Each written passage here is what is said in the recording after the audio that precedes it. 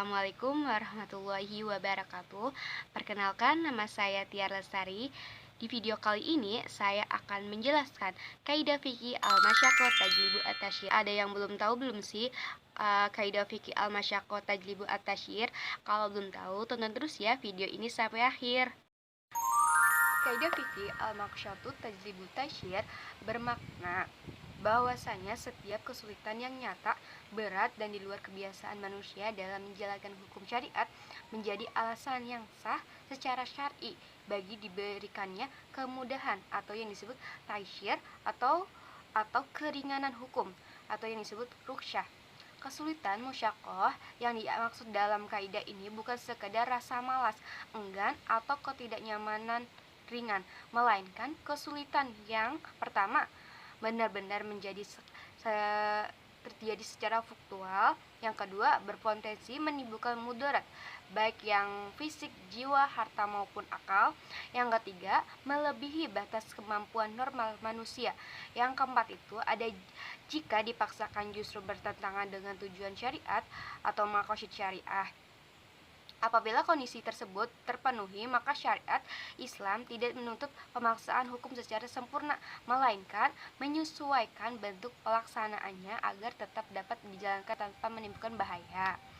Hakikat keringanan atau disebut rukhsah dalam kaidah ini bukan penghapusan hukum, melainkan yang pertama perubahan cara pelaksanaan hukum, dan yang kedua pengurangan tuntunan atau pemudahan kewajiban sebagai kondisi kembali normal. Dalilnya Quran surat Al-Baqarah ayat 185 yang berbunyi Bismillahirrahmanirrahim, yuridullahu bikumul yusra wala yuridul bikumul muqsyir. Artinya Allah menghendaki kemudahan bagimu dan tidak menghendaki kesulitan bagimu. Dan hadisnya Rasulullah Shallallahu Alaihi Wasallam bersabda, inna doina yusr, yang artinya sesungguhnya agama itu mudah. Hadis ini hadis Bukhari. Kaidah turunan yang pertama itu ada idza daka al-amru ittasa, artinya jika suatu perkara menjadi sempit maka hukumnya menjadi lapang. Kaidah ini menjelaskan bahwa ketika seorang menghadapi kondisi yang sangat sulit atau sempit sehingga sulit menjalankan hukum syariat dalam bentuk normal, maka syariat memberikan keluasan atau keronggangan. Kesempitan kodik di sini bersifat nyata dan objektif, bukan dibuat-buat, berpotensi menimbulkan serius. Contohnya, musafir boleh mengkasar sholat dan berjamaah sholat, orang sakit boleh sholat duduk atau berbaring. Lalu kaidah turunannya itu ada al-darurat tabihu al-mahdurat, artinya itu keadaan darurat membolehkan hal-hal yang terlarang. Kaidah ini ketiga itu ada ar-rakshuha al-tunatu bil masyahi, artinya itu keringanan tidak diberikan untuk perbuatan maksiat. Kaidah ini menegaskan bahwa kemudahan dalam syariat tidak berlaku bagi orang yang sengaja melakukan maksiat. Artinya, keringanan hanya diberikan kepada orang yang taat namun menghadapi kesulitan, bukan kepada orang yang sengaja melanggar aturan.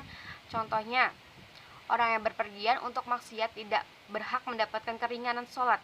Kesulitan akibat melalaikan sendiri tidak menjadi alasan rukhsah. Itu yang terakhir ada kaidah al-masyhur la syaqutu bi masyhur, artinya yang mudah tidak gugur karena yang sulit tidak dapat dilakukan. Kaidah ini mengajarkan bahwa jika seorang tidak mampu melaksanakan suatu kewajiban secara sempurna, maka bagian yang masih mampu tetap wajib dilakukan. Syariat tidak menggugurkan sepenuhnya hanya karena sebagian tidak mampu. Contohnya nih ya, tidak mampu berdiri saat sholat, tetap sholat tapi sambil duduk.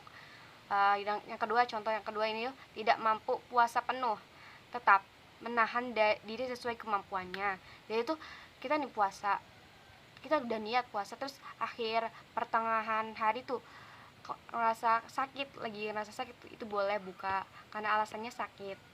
Tidak mampu membayar zakat penuh, membayar sesuai yang mampu.